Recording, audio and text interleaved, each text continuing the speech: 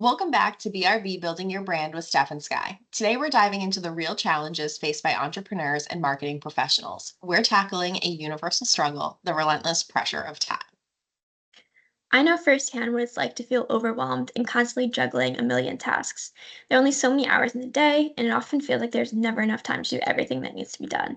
From emails and social media to client meetings and planning, it can be a constant battle to stay on top of it all.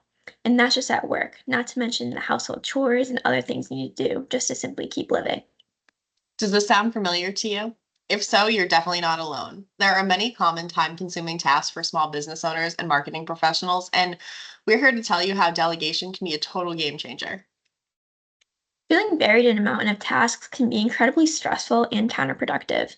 So that's where delegation comes in. So by handing off certain responsibilities, you can free up valuable time and energy to focus on what truly matters, growing your business and achieving your goals. When you delegate, you're not just offloading work, you're empowering your team and creating opportunities for growth. It's a win-win situation that can lead to increased productivity, reduced stress, and a healthier work-life balance. Yeah, I think when used correctly, delegation is certainly a powerful tool. So you want to make sure that you do it right. So let's break down kind of a step by step process of how you can do that. So I think first and foremost, you have to identify tasks that need delegation. So are there tasks that take up a lot of your time and don't really require your specialized skills? These are a prime example for delegation. You want to focus on tasks that align with your strengths and delegate those that fall outside of your expertise to others. And then the next step, which is crucial, is finding the right person to delegate to. So perhaps you already have internal team members. That's usually the easiest option if you have the staff that's available to do so. So focus on evaluating your team's skills and interests to find the best fit for each task. Another option is virtual assistants. So if it's just you at your company or you're just looking for some extra help, there are many benefits to hiring a virtual assistant to handle those administrative and repetitive tasks. They can help with tasks like scheduling appointments, managing calendars, your data entry, project management, customer service, and really a lot more. It's nice just having someone there to help you with practically anything that you might need throughout the day. And then you also have freelancers. So you may also consider bringing in a freelancer for more specific project or skill sets. So those would be more for those bigger or one-time projects or tasks.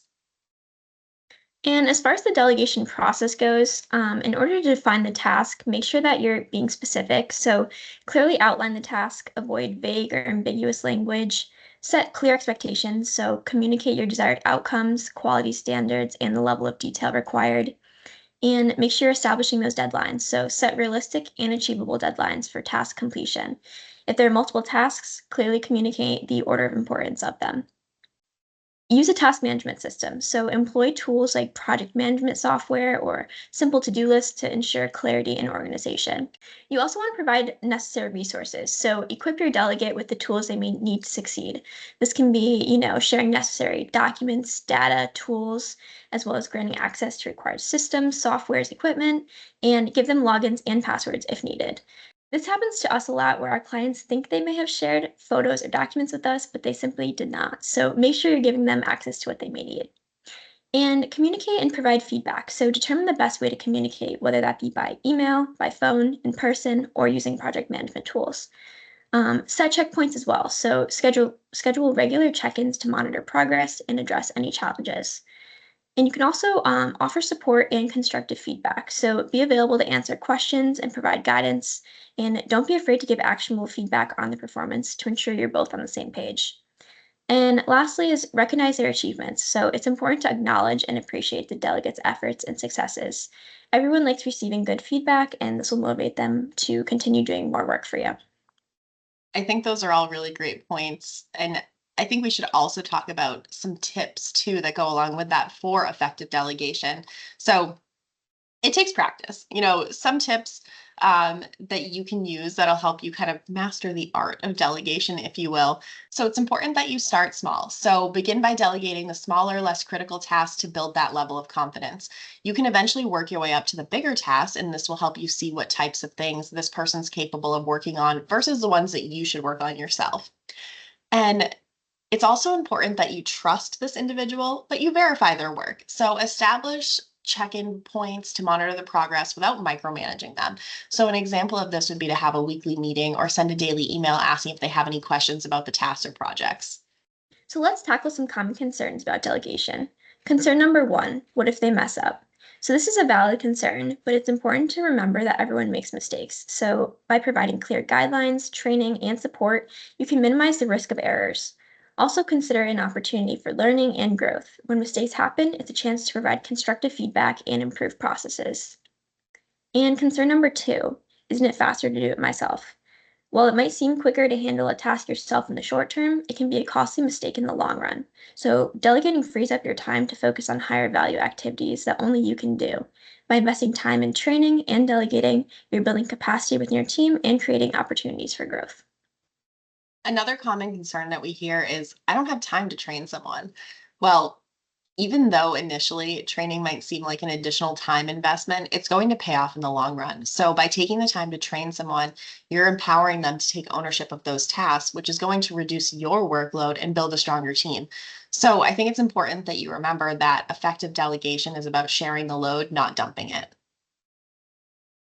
And another concern we get is I'm afraid of losing control. So, delegation doesn't mean giving up control, it's about sharing responsibility. So, by setting clear expectations, providing support, and establishing check in points, you can maintain oversight while empowering your team. Trusting your team members to handle tasks can actually strengthen your leadership position as well. So, by addressing those concerns head on and implementing effective strategies, you'll reap the rewards of a more productive, efficient, and less stressful work environment.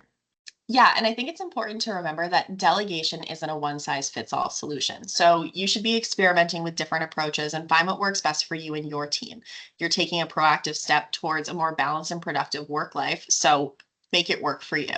And in case you didn't know, we actually have a virtual assistant service within our business. So if you're simply feeling like there aren't enough hours in the day, we'd be more than happy to help you get back some of the time that you're missing out on. So just visit our website for more information. And I think that's all for today. Thank you so much for listening in and make sure you like and subscribe to us. You can also find us on Facebook, Instagram, TikTok, YouTube, and LinkedIn. We'll see you next time. Bye. Where's the Bye. window? I'm confused. That way. Hold on, I'll show you. Okay, let's just. Let's have a room tour. Yeah. Wait, I just I like straightened. how we both thought we were gonna try new things today. I was like, I'm gonna wear a headband, and you're like, I'm gonna straighten my hair. It's gonna be too dark. um, I look like I'm just like in a cave. it looks like Halloween. It it does. You know what? I look like I should be out working construction at the moment.